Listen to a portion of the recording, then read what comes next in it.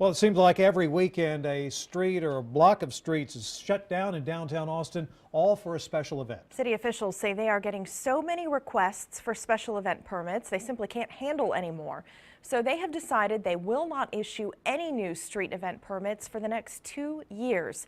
This is going to impact events held between MLK and Old Torf and Mopac and Chacon Street. KXA and Sophia Beausoleil spoke with business owners about this decision. These away. Bob Gentry owns Serve Gourmet Gadgets and Goods. His store is part of the 2nd Street district downtown, which is made up of locally owned businesses. A lot of change going on, a lot of growth, and that's good for business. Growth that means more events, which can shut down streets sometimes for a couple days. And Bob says that means more foot traffic and more customers.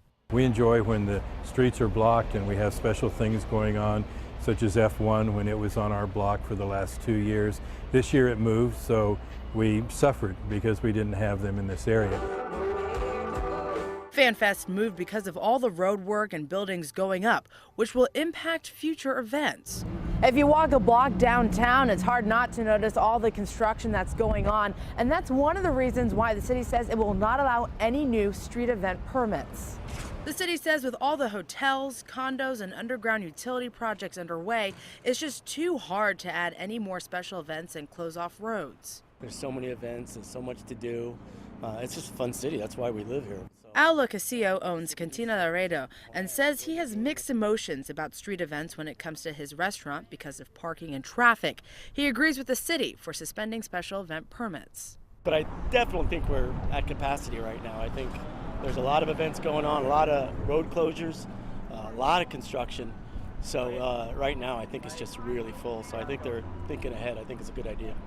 But if there's one thing everyone can agree on, there's just a lot going on. In downtown Austin, Sophia Beausoleil, KXAN News. Well, the Transportation Department and the Austin Center for Events says exemptions may be allowed. First Amendment and free speech events will not be affected by this suspension. For some perspective, we looked at how many special event permits the city approved over the past 3 fiscal years. From October 2010 through September 2011, the city approved 108 special events.